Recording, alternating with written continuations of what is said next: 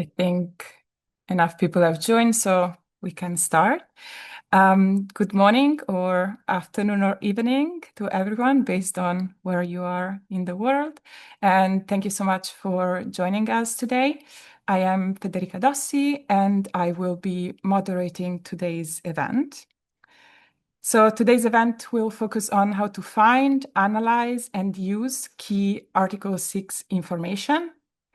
And as you may know, Article 6 implementation is really picking up, and we will see more and more Article 6 projects in the future. But the rules around transparency are insufficient, and sometimes even when there is information available publicly, that information is organized in a way that is not really accessible for those that need it. The same goes for the ways to foster accountability.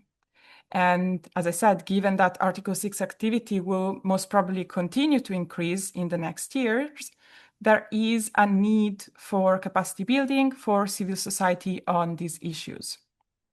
So for this reason, Carbon Market Watch started thinking about a series of Article 6 guides, and we collaborated with Rebecca Iwerks, who is here with us today, and with Juliana Camargo to bring this into reality.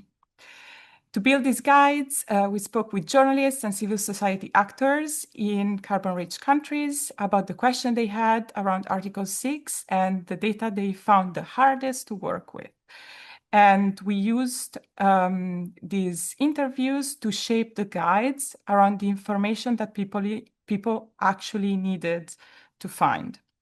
So we really hope you will find them useful. They are not yet available, but they will soon be after this webinar. And before we get started, let me quickly walk you through today's agenda. So we will first have a moment for a poll. This is to learn about your level of expertise in Article 6 and what you're looking to learn today. Afterwards, we will hear from Rebecca, who will give us a practical overview of where to find Article 6 information to give you a feeling of some of what you can find in the guides. But today's conversation will go beyond what is written in the guides because we will also have a panel at the end of our event with three great speakers who will tell us about how they carried out investigations on Article 6 projects and how they used Article 6 publicly available information to advocate for change. So we will now open the poll and I can give you a few minutes to fill it in.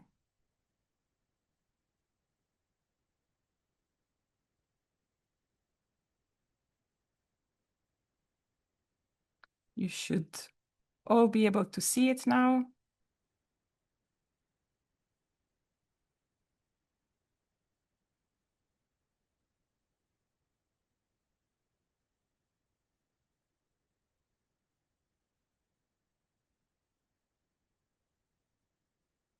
Some responses are coming in.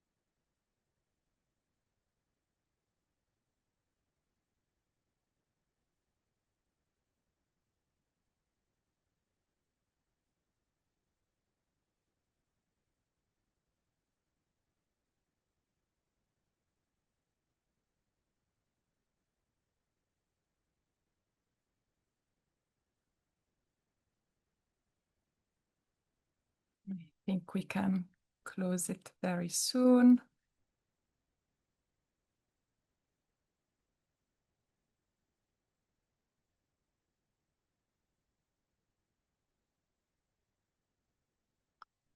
Okay, I will now close the poll and share the results with you.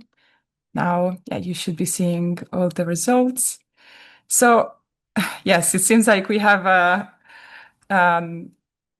quite a distribution when it comes to how much people know about Article 6. So we have people from all levels of expertise, let's say. So let's be mindful of that in when we intervene today. For the second question, I realized we framed it very badly. I think this means either people find it very easy or very hard, and I'm assuming it's the second one. And the third question is on what type of information do you want to have more access to about your country? The good news is all of the questions that you see there, there is information in our guides on how to find them for different types of carbon projects. So whether, the project is under the broader framework of Article 6.2 or also if it's part of the Article 6.4 mechanism. But there is a bit more interest in finding out who is involved and the methodology that they use to account for carbon. This is interesting. And finally, what are you most excited about today? I see people are happy about learning where to find data about carbon projects. So this is something that definitely Rebecca will help you with, and how to foster accountability. And on that, I think during our panel, we will discuss with our panelists how they think of using the work they've done or what kind of change the work they've done has already brought. So I will not now stop sharing the results with you. And we can now hear from Rebecca. Rebecca is a climate, land, and gender justice advocate with 20 years of experience in supporting frontline justice advocate on these issues. And she's also the author of these guides, very importantly. So now, Rebecca, the floor is yours. Good morning, good afternoon, good evening. It's wonderful to have all of you on this webinar, and to the people who are joining us afterwards and listening to a recording. Thank you so much for being here. I'm going to share my screen for a moment. And my goal right now is to give you a quick overview of why we created these guides, what we were hoping to address in that, a little bit about what we found. And so if you are joining here and you're like, I want the answers right now, where do I go to find out more information? How do I foster more accountability? We'll try to give you a little bit of insight into that. And then lastly, as we were doing this work, we also came up with some questions that I think are really a good seed also that you'll hear about more in the panel as you hear from individuals who have been doing the type of work to create some investigations and to better understand what's happening around Article 6 projects in different countries.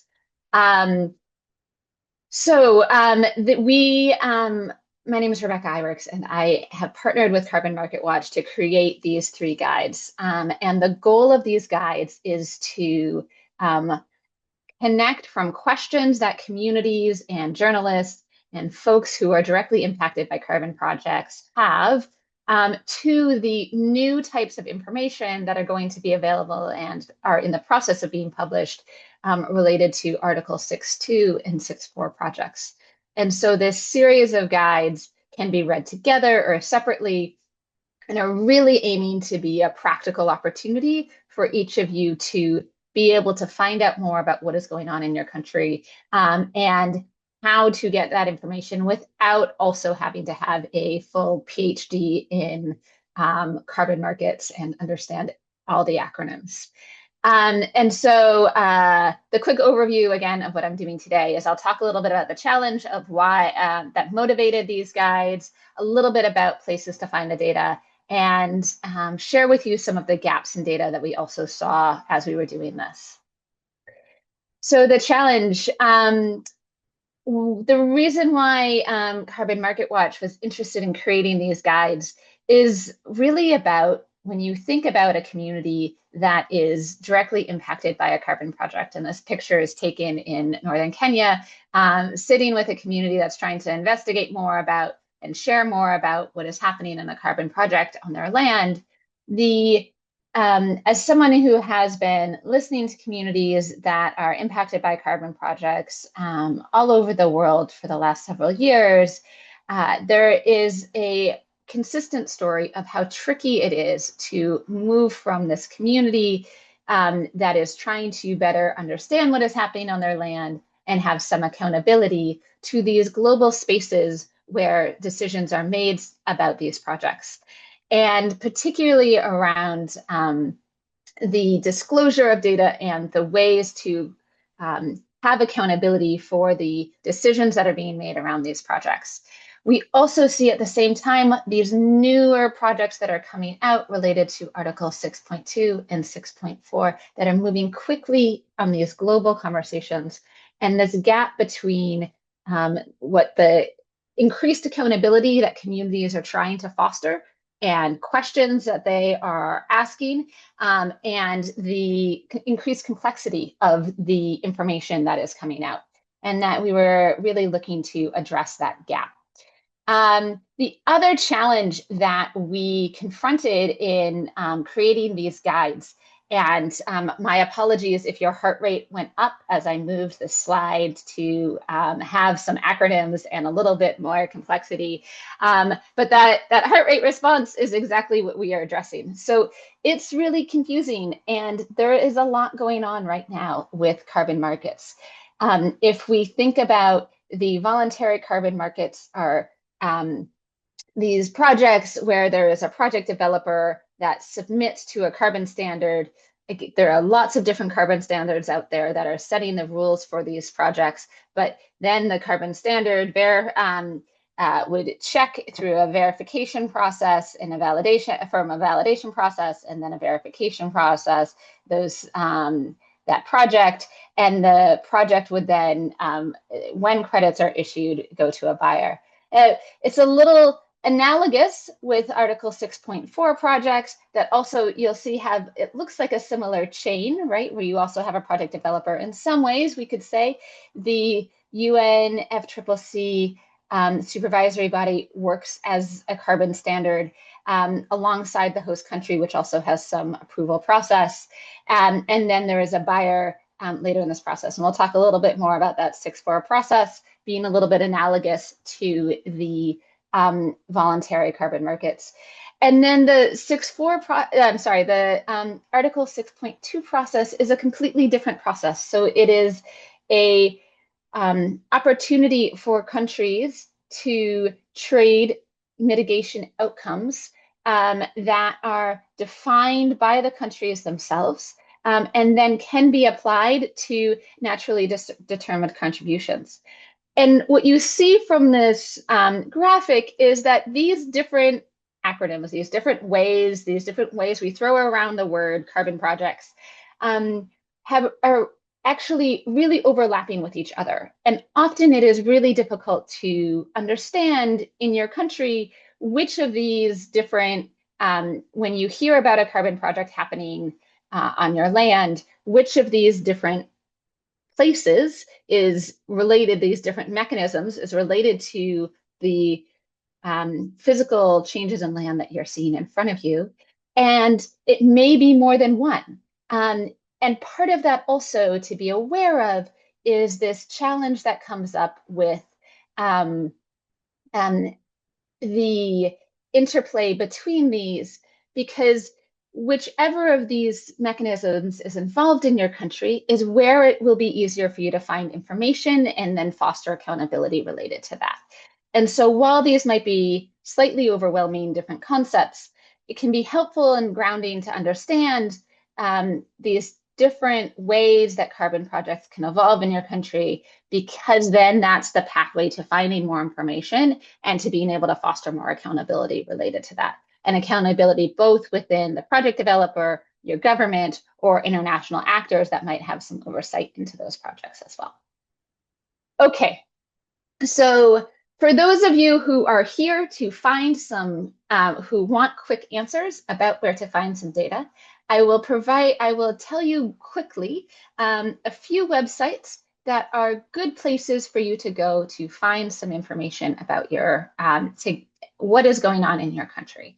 And I will give you a quick just introduction to seeing where you can find some. And in the guides, you'll see much more detail about how to navigate these different websites and what types of information based on your questions you can look for in different places. So the first place we'll look at quickly is the UNEP Article 6 pipeline. And we'll put these websites in the chat for you in just a moment. And then I will show you quickly, there are two different websites, one for Article 6.2 and one for Article 6.4 in the UNFCCC space, where we can find some more information about what is happening in your country. So first, let's go to the UNEP website. And UNEP has created this portal to be able to access information related to Article 6. And when you go to this portal, it can be a great place to get an overview of what is happening in your country and to be able to then start asking questions about what types of projects are more likely and how you have some accountability. If you click on this global data piece, and then you can type in a country name, and I'm going to look for Thailand, and sorry, I am having trouble having the screen at the same time. Here we go. And when you go to Thailand, so your country will come up, you'll see a lovely map, some summaries over on the side of some big indicators. And as you scroll down, what's interesting is first you can see the different Article 6.2 types of agreements that are happening, the countries that they are making these agreements with. And you can also see how that is evolving. So this is the number of agreements, but you can also click on activities and see the number of activities that are included in those agreements. So you might think of activities like projects, and then you can see the number of mitigation outcomes that have been transferred related to those. So what's interesting is you'll see there are 3 different countries that have signed agreements. So promises to transfer or share some mitigation outcomes. And then when you look at the mitigation outcomes that have been transferred, there's a huge difference in size between what has happened with Switzerland and what has happened with Japan. Right? And so this can give you a sense of scale and a sense of where the questions might be most interesting to start asking. You can also see some information on the site related to Article 6.4 projects. And so this graphic, I think, can be quite useful. Some 6.4 projects, as some of you may know, are being transferred from an old system that is called the Clean Development Mechanism. And so there's information about how many projects are being transferred from that old system. And there's information about how many new activities have also been proposed. And you'll see that there's, over time, the opportunity to see what's been requested, what's been approved, and then there will be also what credits have been issued. And so you can get a sense of how many projects are going in which different spaces. So this is a useful place to start to find some information. But if you want to be able to dig into the specifics of projects and really understand and access the reports that are related to what is happening in your country, you need to go to the UNFCCC websites where there is the reporting is directly happening. And so here you can see this centralized accounting and reporting platform, also called CARP, is the place where you can find information about Article 6.2 relationships and transfers. You go into this reports area, and as you scroll not search, unfortunately, in this space. You can find different reports for each country in the different reporting type. In the guides, we go into much more detail about what type of information you can find in each of these different reports and where to look. But as a starting point, this is where you can go and see some information about what is happening in your country. 464 information. And again, it is a tricky process, right? Because we have to go to each of these different websites to find this, to be looking for what is happening in your country. 64 has this portal called the Paris Agreement crediting mechanism, where you can find information about different parts of the activity cycle. So for prior consideration, so those new proposals about what is happening, and we'll hear a little bit more from Mika about investigating that. You can click to open the list of prior consideration notifications. You can have a little patience because their website's a little bit slow. And we'll see it come up. Now here you can, again, search for the host party. So we'll look again to Thailand, and we'll see those same 6 projects that came up before. Oh, there's 7. No, there's 6. Okay. And you can see a little bit of a summary information about those projects here. You can click on a link to learn more, and you'll get the prior notification information. And there you can read more detail about the report. And we'll hear a little bit more from Nika about how to do that analysis once you get that prior consideration notification. We will go back to the presentation now. So that's a quick landscape overview of the types of websites involved as you're trying to find more data. The other quick overview I wanted to give you is that can be quite overwhelming sometimes, is that there are a lot of different documents out there as we're trying to find this data. So that documents, this image is showing the types of documents that are involved in a voluntary carbon project. And so surprisingly, this is the simple universe, as I'll show you with the next ones. So you have a project design document, which is this document that a project developer creates. You, in theory, in consultation with the communities that are impacted by a project, and there's some opportunity for input or oversight as the project design document is being created. Then there is a validation of that project design that happens by an external body, and then which is then submitted to the carbon project, the carbon standard, and there will be a registration and approval process. Sometimes there's an opportunity for comment and oversight in that process.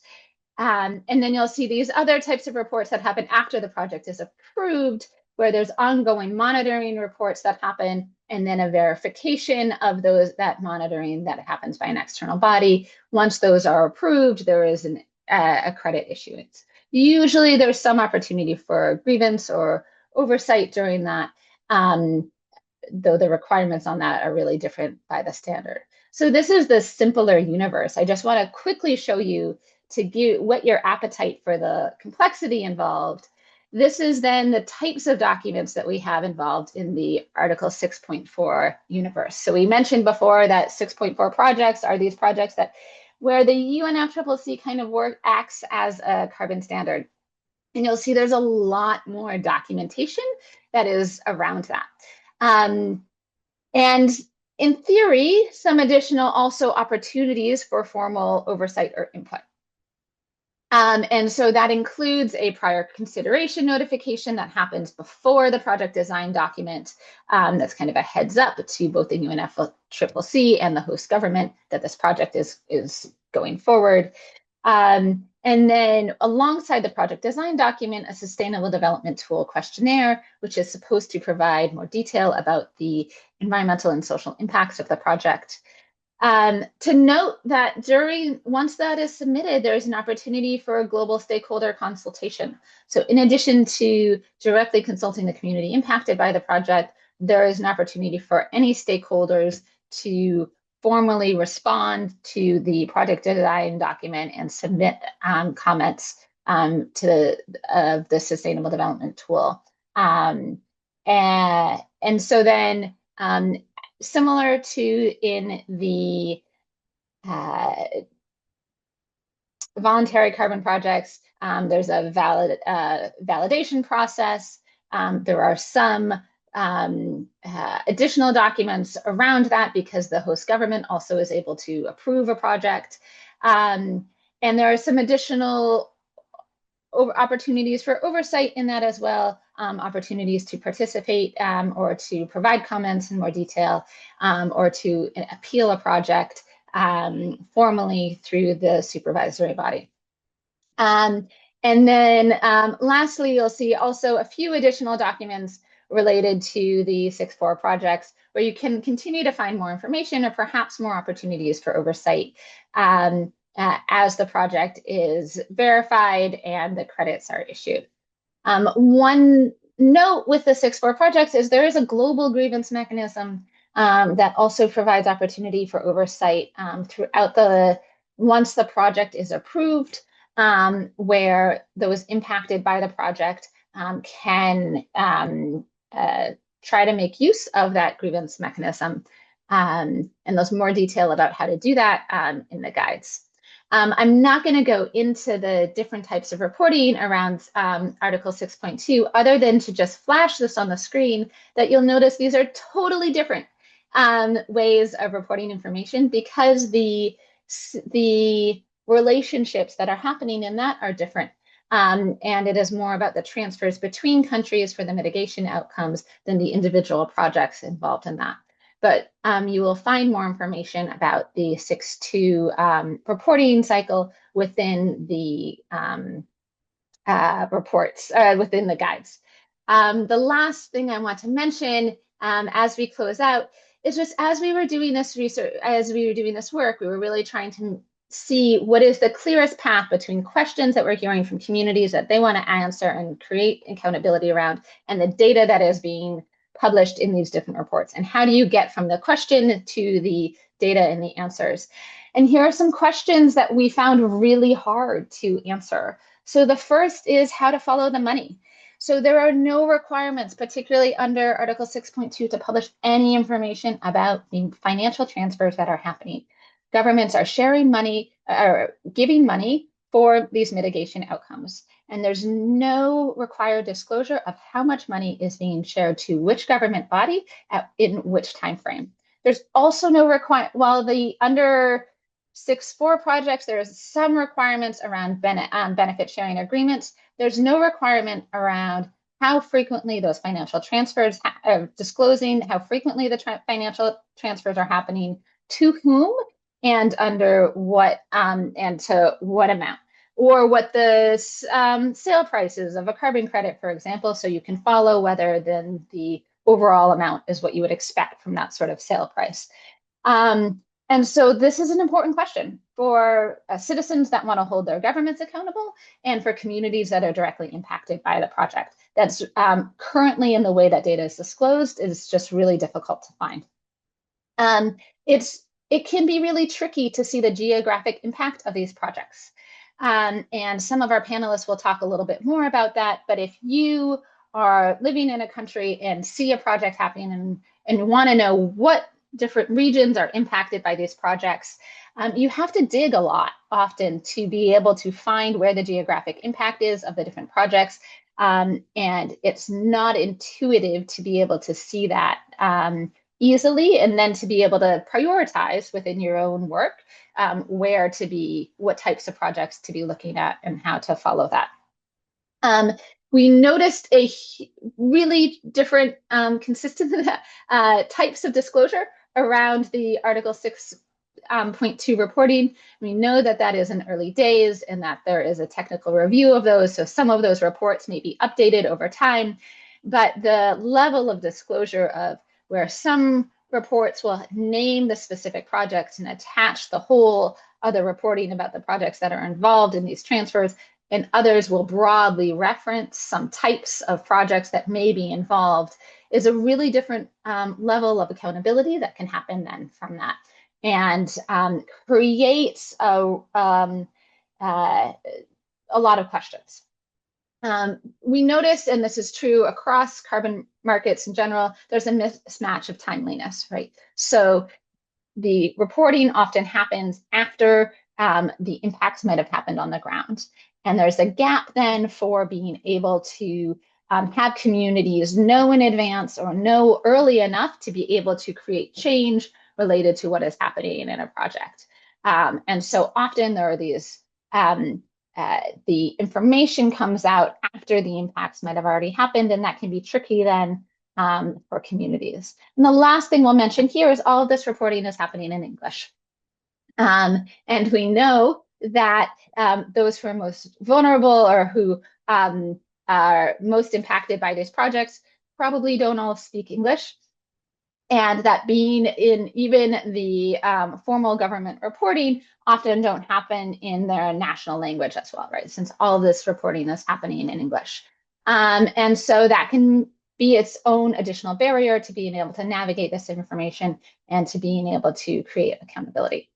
So we look forward to sharing these guides with you and to getting you going and to answering questions about how to find information and hold different actors accountable related to carbon projects. And we're really excited now to move to a panel discussion where you can hear a little bit about folks who have already been doing this type of work, about investigating what is going on in their countries, and to be able to start holding some actors accountable for Article 6 projects. Thank you, Rebecca. Thank you so much. I think you gave a great sneak peek of what people can find in our guides. And also, I found very interesting what you shared about the gaps that you found in the information.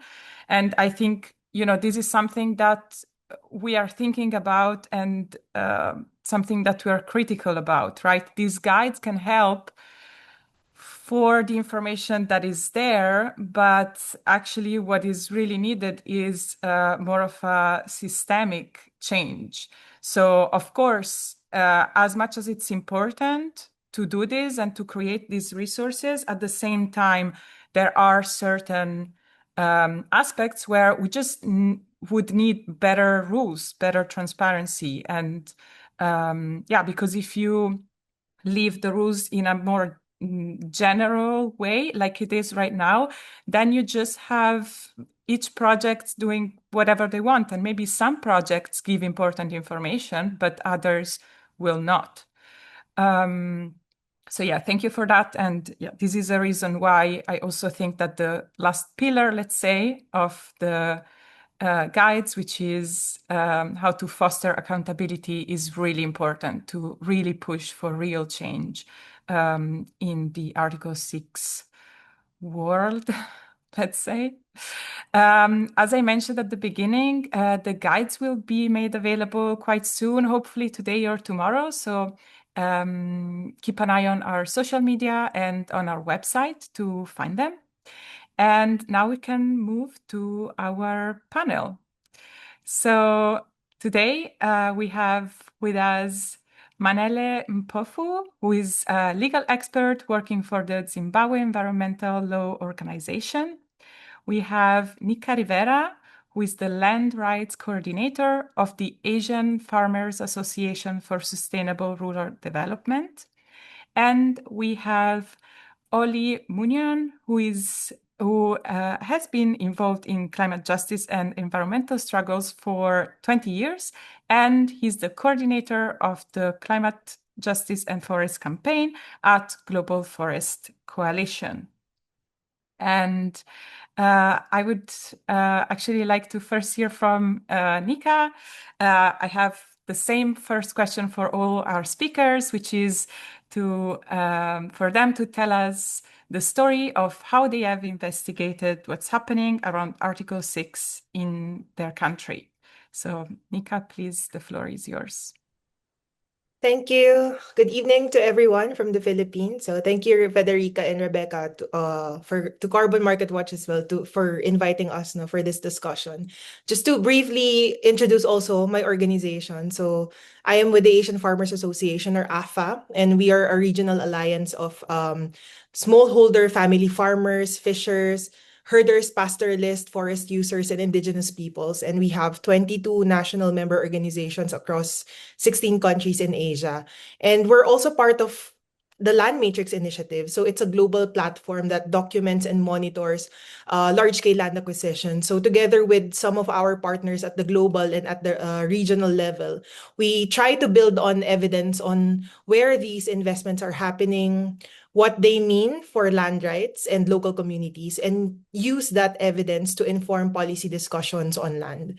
So just to put into context also why we are engaging on carbon-related discussions. So over the last few years, we started receiving more questions from our member farmer organizations about carbon projects, about the carbon markets, because some of them had already been approached by these project developers, and others actually had already signed agreements which they don't understand very much, and they were already participating in some of the consultations in relation to the implementation of carbon markets in their countries.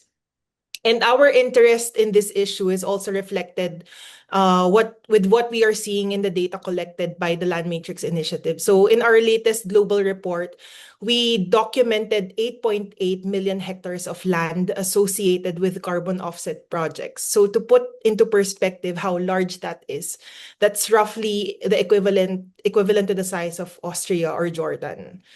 And to also better understand what these projects look like in practice, we began investigating cases where Article 6 was already reaching some of the rural communities that we engage into.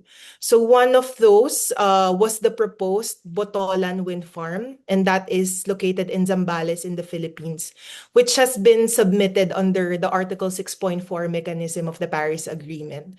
And this project, it proposes to construct 60 wind turbines in approximately 4,698 hectares of land in the municipalities of Botolan and Cabangan. And alongside that, generating the renewable electricity, it's also intending to generate the carbon credits. And the most disturbing part for us is that the proposed project area actually overlaps with an ancestral domain land title of the Aita indigenous peoples. So this investigation was conducted with the support of Carbon Market Watch and the Land Matrix Initiative. And during the process, when we were doing the investigation, we first identified the project consideration notification.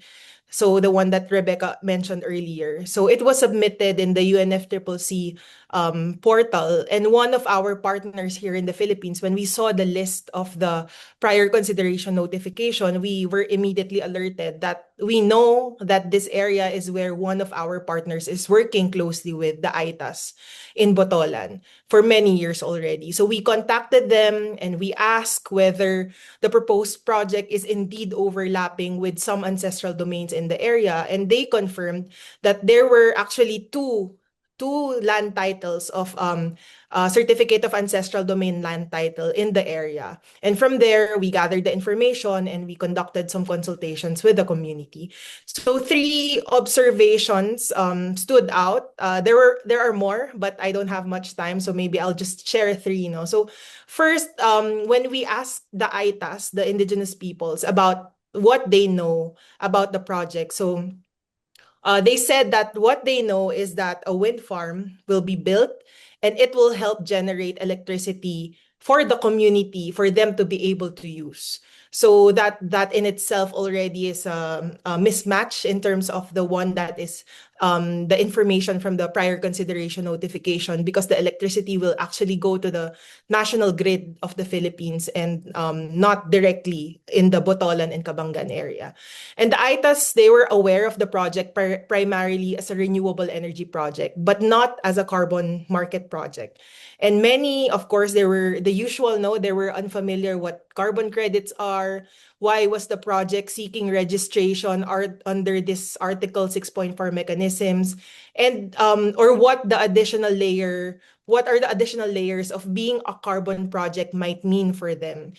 And carbon markets, when you introduce the system of carbon markets, it introduces another layer of rights, layer of responsibilities and value that communities, they don't immediately recognize, because they are encountering the project first as simply a land-based investment. So all of these information are not disclosed to them. And as a result, a lot of questions about the carbon credit ownership, who owns the carbon credits, is there a benefit sharing arrangement, and what are the implications of participating in the carbon market? It's not yet have become part of the community's understanding about what this project is all about. Second, our conversations quickly moved from the discussions on carbon credits and really focused a lot on land and how they are related to it, their relationship to their lands. No? So the ITAs, they wanted to know where the project would actually be located, because it was not disclosed by the project developer. They repeatedly asked whether the project would be extending to what they call in local language gitna, and it translates to center in English. So it's their deep forest, they call it gitna. And they explain that this is where they collect the medicinal plants, the mushrooms, the wild food, materials building for their homes. It's also where their main watershed is located, and together with some sacred sites and burial grounds that they have protected for generations. So the ITAs, they spoke about the roads also that would be needed to put up to be able to transport a lot of the wind turbine components. And their concern was not just about the roads that will be built in their territory, but they also wanted to understand what the excavation on steep terrain would mean for their watershed, which serves as their source of drinking water. So all of this in the 3 consultations that was conducted by the project developer, it was not mentioned, these information to them. No? And employment also, it was one of the issues that was raised during the discussion with them. So the ITAs, they recalled that the project developer mentioned that local hiring will happen. But the question that they have that was not answered is that what kind of jobs would actually be available for them, and whether the community would qualify for those positions, and whether those opportunities would extend beyond the construction phase, or will it just be a limited short-term work arrangement? So that was not discussed as well during the consultations with the project developer.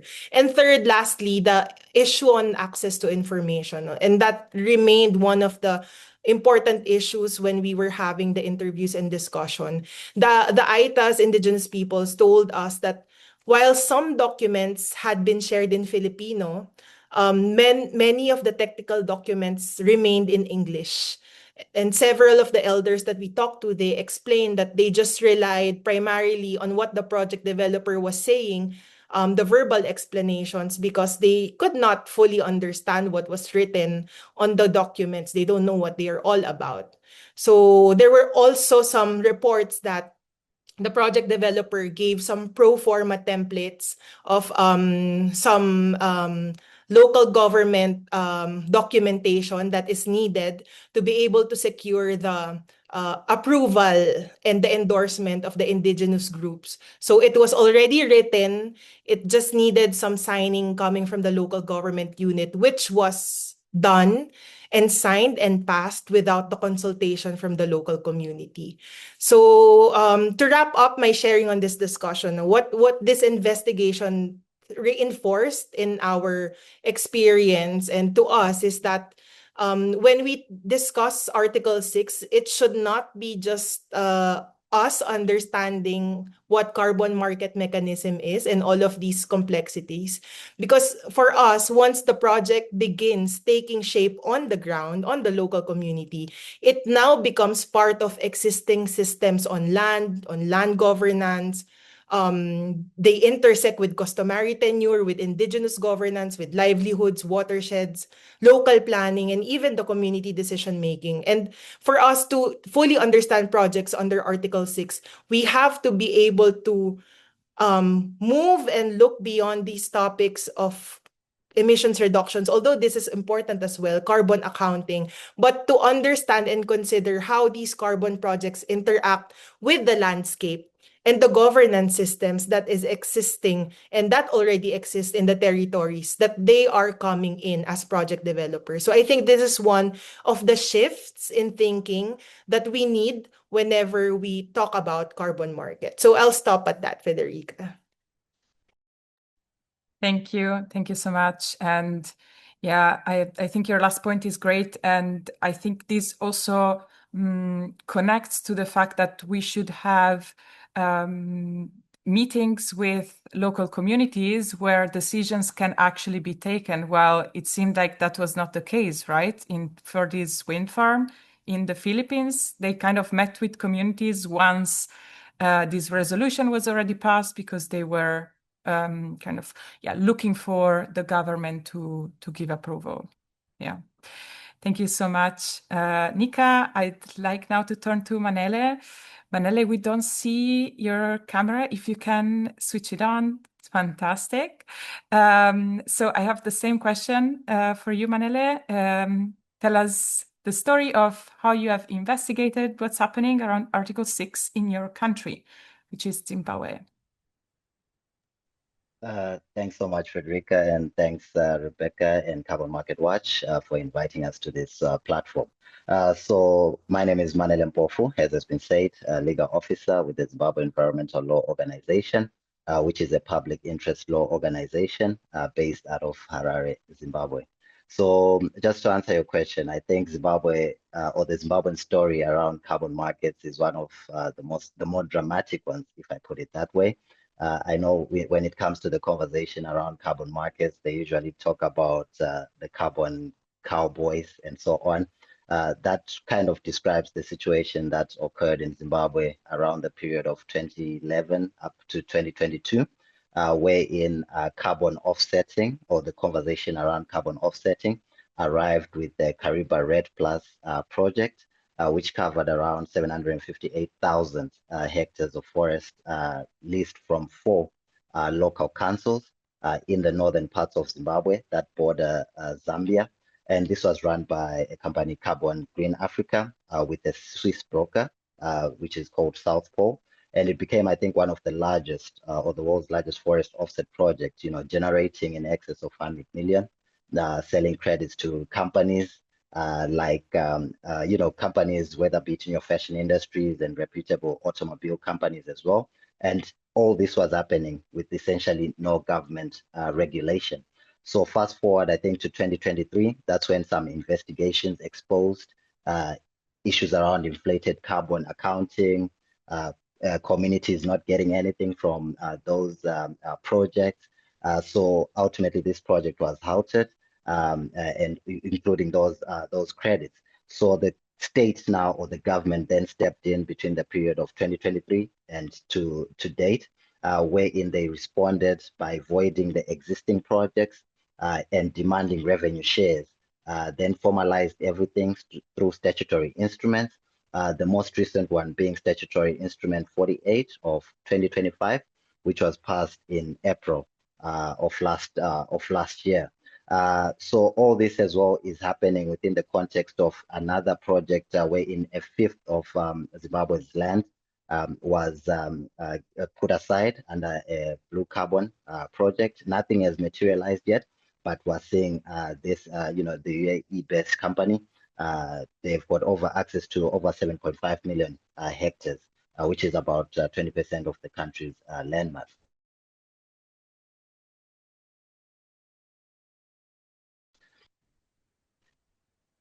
I think sorry. You froze for a second. Yeah, if it happens again, I think if you switch off your camera, then that should help the connection. But I see you and hear you well now, so I think it should be good. Okay.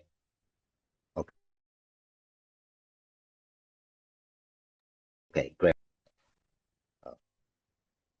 Okay, so I was just speaking to Article 6 and how it's found expression within our statutory instrument 48 of 2025. So now you find that the government has fast-tracked in terms of its participation when it comes to Article 6. Why it's of particular interest.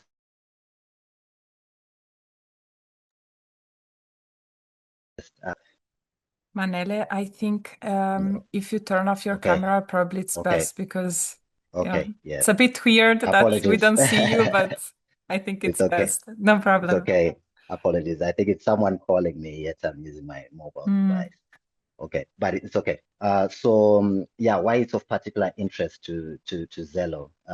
So I think as has been discussed by Nika in the previous conversation there, when you're talking about carbon projects, they then touch on various other elements, you know, when you're looking at issues of land and when you're looking at issues of livelihoods. So that's of particular interest to us as well, given the developments that are happening with the fifth of the landmass being touted, you know, to be open for these carbon projects. Secondly, as well, I think Rebecca already touched on it about the issue of money, which I think is a very important component as well, where money is flowing and nobody really can trace it to communities, or it's quite difficult to trace it to communities in the rare instances that it does. So revenues from those carbon levies, commercialization of those mitigation outcomes, in our instance, they'll go to, you know, the National Climate Fund, but those credit prices, you know, how much they are sold for, that those are not being disclosed. And Zimbabwe has had a history of those community benefit share schemes. A case in point, there is what is called the Communal Areas Management Program for Indigenous Resources, in short, CAMPFIRE, and also the Community Share Ownership Trust, CSOTs, and these under-delivered, you know, when it comes to community benefits. And so these are some of the vehicles that need to be put in place to enhance, you know, access of communities to these benefits. Okay, I hope you can hear me, Frederica. Yes, we lost you now for the last 10 seconds. If you can repeat what you said. Okay, so I was gonna say as well that Article 6 now, there are issues, they are quite connected when you're speaking of issues around nationally determined contributions. So unlike the voluntary market, you know, that were there, the stock of internationally transmitted mitigation outcomes and so on. So those actually count when it comes to national climate accounting. So if as a country we sell cheap or, you know, easy emission reductions abroad, it makes meeting our own the NDC targets a bit harder. So that's where I think the issue of public interest or civil society organizations actually playing a role becomes particularly important. And also at the point we are in right now, we are in a point where there is scope for us to develop our legislation. We've already, through our statutory instrument, established what is called the Zimbabwe Carbon Markets Authority. This is a new authority, a new body. That's the regulatory body for carbon markets in Zimbabwe. With it as well is established the Zimbabwe Carbon Registry, wherein there are various bits of information that you can get around Article 6 projects that are in Zimbabwe, and it's mandatory for all carbon projects that are under this that are within Zimbabwe to be registered within this registry. So I think in brief, I can just speak to that, Frederica, with regards to your Yes, you were saying to me, you were mentioning, right, that this registry sometimes it's not so useful because some information seems to be missing that you here should be there, right? Okay. Yes. Okay. Thanks for that. Yeah, but I think as well, if I speak to Zimbabwe's carbon registry, I think I'll also give credit where it's due. You'd excuse the pun there, because I think when you do look at our carbon registry, you do find a searchable project registry. I think it's unlike what Rebecca then described in some platforms where you're just scrolling, but within the Zimbabwe Carbon Registry, you can actually search for a project, the project name, project number, the district as well. Although there are limits in terms of maybe the exact coordinates wherein you could find these projects, but they do speak broadly in terms of maybe the district of where these projects lie. And also within that carbon registry, They also make publicly available the letters of authorization, the certificates of credit ownership, and basically all this is verifiable by a QR code because this is touted, or this is presented as one of the first, blockchain kind of registry that is out there. So in terms of maybe just answering your question in terms of what is not there, I think I've already touched on the precise location. You might get a district, but it doesn't pinpoint exactly where, the square kilometers, there are no coordinates, no, those kind of things. So communities that are living maybe within a project boundary cannot use that national registry to confirm the project that's restricting maybe their land, those kind of things. And also secondly, the project documents themselves, the registry, it does list the projects. It does not host maybe the project design documents, sometimes maybe the monitoring reports. Maybe it's because it's still a bit in the early stages, because I think the first report by Zimbabwe was last year in July of 2025. So we're still yet to see maybe how that progresses. And also the consultation records, you do not locate that on that platform. And thirdly, I think, which is at the heart of it all, the registry can tell you in terms of with blockchain precision, if I put it that way, that a credit exists, who owns it probably, when it moved and when it was retired, but it cannot tell you that what the credit sold for. So it's so those are kind of the issues that I think we're grappling with as well with regards to our current carbon market registry. Mm-hmm. Thank you, Manele. Yeah, and in that case, it's very complicated because you need to kind of piece the pieces together, right? The registry gives you some information, and then you need to try and understand where and how you can find the rest of the information that is missing, essentially, right? Yes. And I think that's where also the importance of now triangulating the information in the event that there is a national registry, triangulating that information with also these other kind of avenues for information that Rebecca has made mention of, whether be it the UNEP pipeline or Yes. the UNFCCC or the PACM mechanism. Perfect. Thank you so much. Let's now get to Oli. So our third panelist, for you two, I have the same question, which is, tell us the story of how you've investigated what's going on with Article 6 in Myanmar in this case. Thanks very much, Federica. Hi, everybody. It's great to be talking to you today. I work for the Global Forest Coalition, as Federica said. So we're a member-based organization. We have over 130 members across 75 countries, predominantly from the Global South. We have worked on carbon markets for many years, particularly looking at forest offsets and more recently carbon removal markets. Article 6 is clearly such an important focus for the work that so many of us do, given how central it is becoming to global carbon mitigation efforts. When we became aware that there had been the first credit issuance under Article 6.4, although the credits aren't available to be traded yet, the approval for the issuance had been given. We thought that it would be important to look at what the projects were that are involved.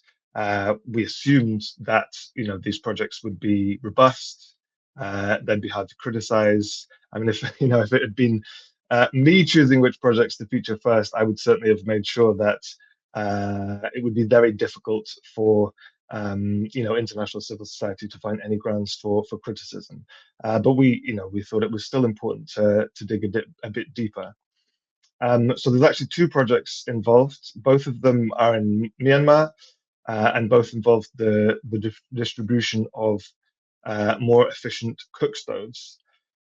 So basically, the idea is that they replace less efficient traditional cooking methods using biomass with more efficient versions. But the actual efficiency gain we're talking about is marginal. So whereas the traditional stove might be 10% efficient, the new stoves are 20-25% efficient or something like that. But it's through that increased efficiency, that the emissions reductions are claimed, because the idea is that a more efficient stove means less wood is burned. Obviously, that's a very simplistic way to approach it, which I'm sure we'll talk about some more.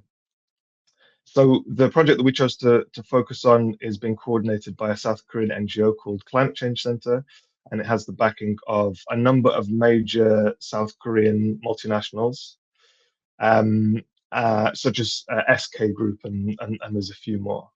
So, firstly, we were pretty surprised to hear that, these projects that were responsible for the first approval of credit issuance were being implemented in a country such as Myanmar that has seen such devastating conflict. Well, for a long time now, but particularly since the attempted coup that happened in February 2021, which came just after the sort of freest and most fair elections that had happened in the country for a long time. So the democratically elected government was very quickly overthrown, at least in the urban centres, by the military junta. And so February 2021 was 1 month after the crediting period began for this project. So basically, for all but 1 month of the crediting period, the country was in absolute turmoil. And so since the attempted coup, there have been something like 100,000 deaths. The military junta in particular has been implicated in horrific human rights abuses. It's currently accused in international courts of genocide and crimes against humanity, particularly for its relentless targeting of civilian populations and anti-coup demonstrators. So yes, as I'm sure you can tell, I'm not from Myanmar, and GFC also doesn't have any presence there. As I'm sure you can imagine, that the situation there means that it's extremely difficult for organizations such as the Global Forest Coalition to have any presence. But even so, we thought, or maybe even more so, we thought that it would be important to focus on this and to really find out what was going on. So 3 things quickly stood out to us. So firstly, we realized that the minister that was responsible for the implementation of the project for all but 1 month of the project's crediting period had actually been under EU sanctions related to human rights abuses since shortly after the attempted coup. And in fact, the ministry in question, the Ministry of Natural Resources, essentially is what it is, or MONREC for short, a number of aspects or elements of the ministry have also been under sanction, because essentially it was the way that the military junta was bankrolling its military efforts. The ministry that implemented this project was also responsible for forestry, for gemstone mining, for things that were earning the regime hard currency in order for it to be able to continue carrying out the atrocities and human rights abuses that it was. So that was the first thing. And then secondly, we looked at where the project was being implemented, and although it was being implemented in many different sites across the country, there was a cluster in the central dry zone region, which has actually seen some of the worst violence since the conflict erupted across the country. And then the third point, which I've already mentioned, is the fact that the project was distributing so-called improved cook stoves to households. And this is actually something that GFC has focused on previously from a climate finance perspective, because of course improved cook stoves projects are nothing new. They've been around for a very long time, and so we knew from the work that we'd already done this that they're a very poor choice essentially for reducing emissions. They're very prone to overcrediting, and there's also very little evidence that they achieve any of the co-benefits that are often claimed by project developers. So that's things such as improving the lives of women and girls by improving indoor air quality, or reducing the burden of fuel wood collection. So, given that we have very little presence in Myanmar, the first thing that we did was reached out to as many different allies and partners as we possibly could, particularly human rights organizations. Given the human rights situation in the country, connecting with Carbon Market Watch was extremely valuable, And it was also, really important to hear that they were also working on this project and on the overcrediting element, which was something that we didn't have the experience and the expertise to work to do work around. But knowing that Carbon Market Watch did have that and was doing it was extremely useful. And it also meant that the work that both organizations were doing could be published coherently and in such a way that it could really support all the various efforts involved. So, of course, since the project was being implemented in Myanmar by a South Korean NGO, we also made sure to establish strong working partnerships with organizations in both countries. And so we were fortunate to be put in touch with the Myanmar Policy Institute, which actually focuses specifically on the dry zone region. Sagaing in particular is the region that they do most of their work in. And then Plan 1.5, again, which was an organization that Carbon Market Watch had also worked with previously. And having those, strong partners essentially with contacts on the ground in the places both where the project was being coordinated and implemented was absolutely key.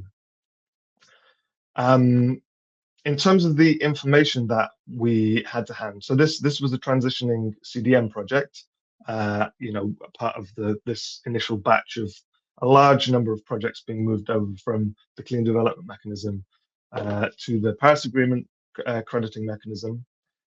So there was essentially a lot of information to wade through.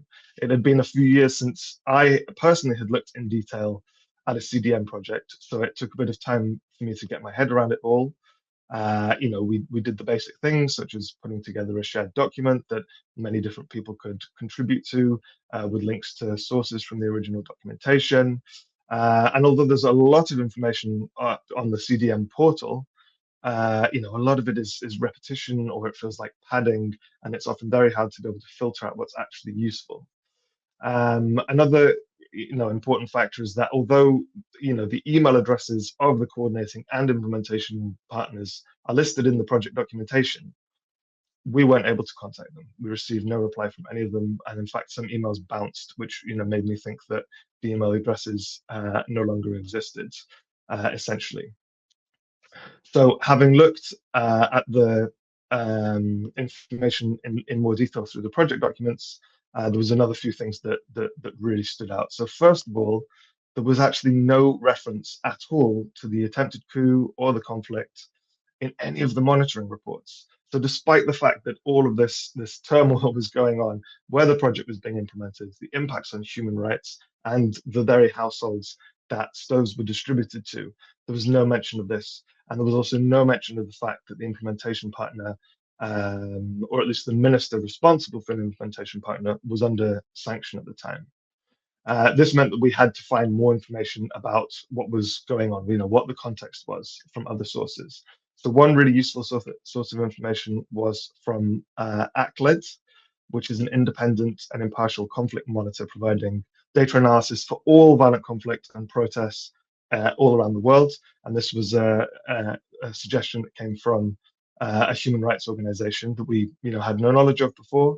And through access to this data, which is provided free of charge to CSOs working on relevant topics, we were able to, for example, map the instances of political violence where the project was being implemented, and find bits of information such as in the dry zone townships where the project was implemented in its first crediting period, there was over 1,000 acts of political violence involving armed groups. 300 of those were perpetrated by the military junta directly against civilians. There was 41 instances of artillery fire and missile strikes, and 9 air or drone strikes. And this helped us to really paint a picture of what was going on in the region whilst the project was being implemented. So that was the monitoring reports, and then hidden in the verification reports was the fact that no site visits had taken place due to the security situation. So although the security situation wasn't mentioned in the monitoring reports, the verification team couldn't get to the sites because of how bad it was. Another thing that was significant was that the verification team also seemed to have got the wrong implementation partner. So they were under the assumption that it was the Ministry for Agriculture, which wasn't under sanction, that was implementing the project, when in fact it was the sanctioned organization, the sanctioned ministry, sorry, that was.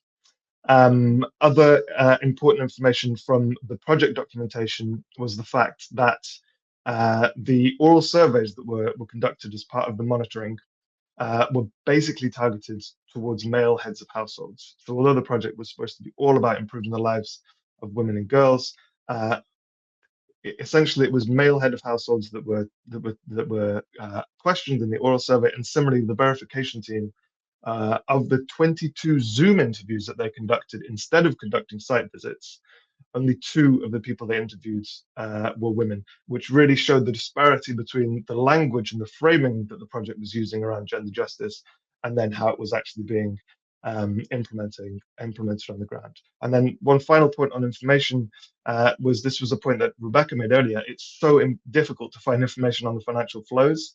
There's nothing in any of the project documentation. The only place we could find information on the finances was the total income from the project that the South Korean NGO Climate Change Center posted in its annual reports. So all we were able to get was a total figure for their income, no information on how that was distributed to the other organizations involved, and also, they refused to provide that information. So, we can't say for certain that income from the credits that have been sold under the CDM and now under Article 6.4 was going directly to the military junta. We can say that it's quite likely. There is no way of finding that out from the sort of the perspective of publicly available information there. And yeah, I'll stop there. Thank you, Oli. This is a super interesting case. I mean, the fact that, all the information we were actually able to find, or the clues better, maybe, that you were able to find in the monitoring report and in the verification report, that's very interesting. And yeah, importantly, how collaboration is essential in these cases where, information is scattered everywhere, and coming together with others that are following this is essential. Just given this was mentioned, I'm gonna say it here. So the analysis that Oli mentioned that Carbon Market Watch carried out had found that this project is overcrediting by 7 times, which is a lot. So piecing together both, the environmental integrity of this project, but also all these other things that are found in the Global Forest Coalition report gives a great picture. Not a great picture, but a complete picture, let's say that, of this project. I think we're running out of time, so I'd skip directly to the questions. And we have a few questions in the chat that are actually directed to some of our panelists. So I have one for Manele. Let us know if your connection is doing a bit better. It says, thanks for the presentation. I'd like to know how REDD+ is interacting with carbon credits in Zimbabwe. Where can we access the national registry? Maybe you could, I don't know if you can unmute yourself, or maybe you could even answer to this question in the chat, if you can link the link for the registry. Okay. Thanks so much, Frederica. And yeah, thanks for the question. So just to answer in terms of how the REDD+ kind of project is interacting with carbon markets in the Zimbabwean context, as I've highlighted, there was a halt with regards to the REDD+ project, and it was more on the voluntary spectrum of things. So currently, there is no REDD+ project functional within the Zimbabwean context. But I'm happy to share in terms of the Carbon Markets Authority website, which has a link to the registry, where you can see the projects that are there. I think currently they've listed around 5 of those projects, and you see that most of them are within the Afolu and energy sectors. So I'm happy to link that in the chat box right now. Thank you. Thank you. And we also have a question for Oli. Ronacorn is asking how the project got FPIC from local communities. And in general, how did benefit sharing work for the project? Yeah, that is a very good question. So I think because the project was implemented over a very wide area, there weren't specific communities as such where consent was sought for this project. Something like 1 million stoves were distributed for this particular crediting period that we're talking about. And so because of that, there wasn't consultations that were taking place with, the full range of communities and areas and townships where the project was implemented. And this kind of links back to the question of the grievance mechanisms around Article 6.4 and the fact that at the moment, the way it's set up is that it's communities directly impacted that are able to access that process. But of course, when you're talking like a project such as the one we looked at in Myanmar, and it's so widespread, it's difficult to say who actually would be impacted directly by that, which makes it even more important that there is a mechanism in place whereby CSOs, other organizations that aren't necessarily directly impacted but have a stake, have a say, are able to complain, to object. I think it just reinforces the importance of that aspect as well. Thank you.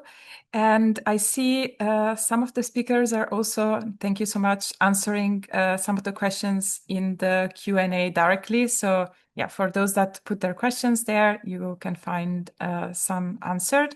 And there is a question from an anonymous attendee that I think maybe Nika might want to answer to, or maybe even Rebecca. So they're writing, it seems that the common situation is that the consultation with impacted communities happens after key decisions are already locked in. Perhaps based on what you've seen and experienced, is there a specific entry point, may or may not be within the project cycle, where civil society intervention is actually most likely to change an outcome, rather than just document the damage once it's done? And in terms of providing immunity or safeguards practice, is it also possible for a country to set its own benefit sharing standards and grievance mechanism for projects and developers to comply? Maybe I can answer the last part, which is yes to both.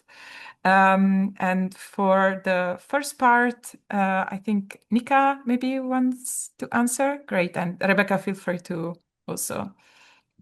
Yes, thank you for that. I think that's a very important question and discussion within civil society who have been engaging in this. And you're right, it's not smart for us to engage when it's already happening and being behind on all the information that is being thrown into the communities. No, but for us, what is best is really to be engaging with the communities even before these carbon projects come in. So, for example, in the Philippines, we have this, what we call it the Ancestral Domain Sustainable Development and Protection Plan. We ADS DPP for short, but basically this plan is being driven by the local communities, by the indigenous peoples, in terms of them defining where their territory is, the history behind their territory, all the local uses, all the local knowledge. And including that are the sustainable plans that they approve, they themselves approve, and they will, in case, for example, carbon projects, renewable energy projects, or other land-based investments will be coming into their community, they have this plan that they can enforce, because that already spells out the benefit sharing agreements, what will happen if the company does not honor any of the agreements that they have in the contract, what should the contract stipulate in terms of how they will get out of the project if they are not happy. All of those information are included in the Ancestral Domain Sustainable Development and Protection Plan. And what we are promoting is that all of our communities that we engage to, not just limited to the local communities or the indigenous people, they prepare this kind of plan so that whenever these kinds of community developers come in, they will know how to respond. And they agreed within themselves without these people from the outside that is imposing on them in terms of what should be acceptable for them. Thank you, Nika. I don't know if Rebecca wants to add something or... I think Nika's point is to prepare communities before our carbon project happens. And I think that there is a huge amount of work that we need to do on all sides to ensure that all actors know that consultation and consent are not, first of all, the same thing. And that if consent is happening as part of a project, which sometimes is required and sometimes isn't, but that it needs to be genuine consent, right? So communities need to be able to say no, and they need to be able to actually be part of the decision-making process. But I think also we have seen over the last few years, and this really happens through public outcry, so through media articles and through engagement directly with carbon standards, that there are a number of projects that have been paused because of the impacts on communities and particularly the impacts on community land rights. And so we have precedents where these projects are, where there is some accountability around the projects because there wasn't proper consultation or consent initially. And I think that has changed some of the views around carbon developers and around carbon standards of needing to better understand from the beginning whether there is consent from communities and how community land rights are impacted. And it creates more opportunities for advocates now to be able to be more upfront and have more accountability earlier. Thank you both. I think we can close the Q&A part of our webinar. I'm going to try to wrap it up. I'm going to be quite short. I want to really thank all the speakers and also all the attendees. Also, thank you for the great questions. So I think, we've heard a lot of different experiences from each of our speakers, and also they kind of used different reports for their work, because some projects were from Article 6.2, others from Article 6.4. So hopefully this, shows the variety of documents that may be available, and what the guides that we wrote seek to address is also this, trying to make this more clear of as if it was a path where you can find that information. I hope you learned a lot today, and I hope the guides can be helpful to you in accessing information, and importantly, in using that information. This is really why we wanted these guides, for organizations, NGOs all over the world to be able to make a change and try to use the opportunities that are there for accountability. That said, as I mentioned before, the situation is still not great. So in parallel, we definitely need to continue working to have better rules, generally speaking, at the broader Article 6 level. And I wanted to mention something, an opportunity that is actually open right now. There is right now an open window for sending public input on the Sustainable Development Tool. So this is really, the tool with all the safeguards for on the social aspects of Article 6 projects when it comes to Article 6.4 projects. It's now open because there is a revision of this tool, and there is a lot that needs to be improved. In the report by Landmatrix that we shared in the chat, it is really well explained, everything that needs to improve in this tool. And there's also a network of civil society organizations that are looking to support each other in responding to this consultation. The consultation is open until the 28th of this month. So there is still quite some time. And if you're interested in being involved, please reach out to my colleague, Isa Mulder. We put also her email address in the chat. She's coordinating this network. And yeah, hopefully many of you will send input. It's really important to make our voice heard. And yeah, I think this is it. Thank you so much again for attending and to our speakers. And have a nice day.